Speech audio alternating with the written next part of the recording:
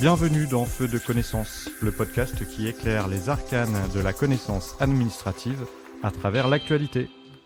Toute personne a un droit à l'information sur les risques majeurs naturels et technologiques auxquels elle est soumise dans certaines zones du territoire et sur les mesures de sauvegarde qui la concernent. Cet article L125.2 du Code de l'environnement aborde le droit à l'information des citoyens sur les risques majeurs. Feu de connaissance s'est posé plusieurs questions à ce sujet. Qu'est-ce que le DDRM? Que contient-il? Qu'est-ce que le DICRIM? L'objectif de l'information préventive est de rendre le citoyen conscient des risques majeurs auxquels il est susceptible d'être exposé.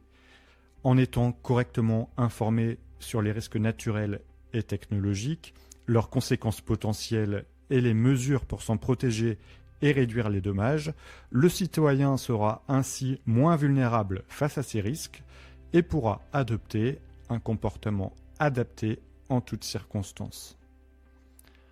Le dossier départemental sur les risques majeurs, donc le DDRM, c'est un dossier d'information et de sensibilisation sur les risques majeurs, naturels et technologiques du département. Il est réalisé à partir des connaissances acquises au moment de sa publication. Il est établi notamment à l'aide des décrets sur le zonage sismique, les plans de prévention des risques naturels et technologiques, les plans particuliers d'intervention ou encore les atlas de zones inondables.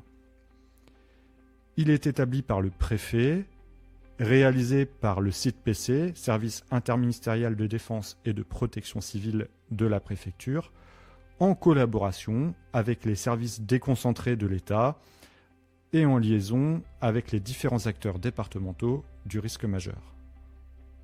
L'information préventive doit être effectuée dans les communes dotées d'un PPI ou d'un PPR ou alors situées dans les zones à risque sismique, volcanique, cyclonique ou feu de forêt, ainsi que celles désignées par arrêté préfectoral.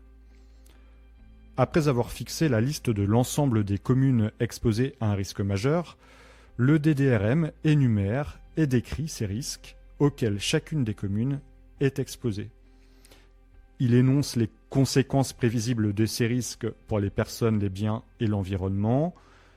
Il fait un rappel des accidents connus qui se sont produits sur le territoire. Ensuite, il énumère les mesures générales de prévention, de protection et de sauvegarde prévues par les autorités publiques dans le département pour en limiter les effets. Enfin, il cartographie les risques pour chaque commune concernée. Il est financé par l'État et il est également rappelé dans ce document qu'au niveau communal, c'est le maire, détenteur des pouvoirs de police, qui a la charge d'assurer la sécurité de la population dans les conditions fixées par le Code général des collectivités territoriales. Il est disponible en préfecture et sous-préfecture, ainsi que dans les mairies. Il est révisé tous les 5 ans. Une fois validé, le préfet porte à la connaissance des maires des communes le document. La réalisation du document d'information communale sur les risques majeurs, le DICRIM, est inscrite dans le Code de l'environnement. C'est une obligation réglementaire pour toutes les communes exposées à au moins un risque majeur. L'objectif ici est d'informer la population de l'existence de ces risques et des mesures de prévention, de protection et de sauvegarde mises en place. Il contribue ainsi à responsabiliser chaque citoyen pour sa propre mise en sécurité, renforçant l'efficacité des mesures mises en œuvre par la collectivité dans le cadre de son plan communal de sauvegarde.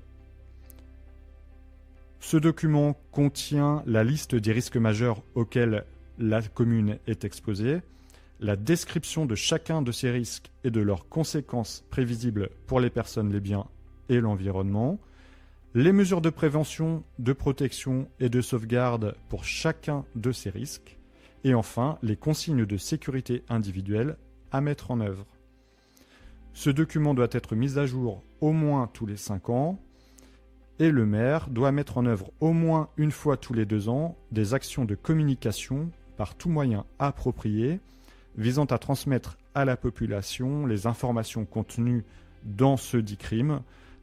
Panneaux d'affichage, réunions publiques, sites internet, applications, etc.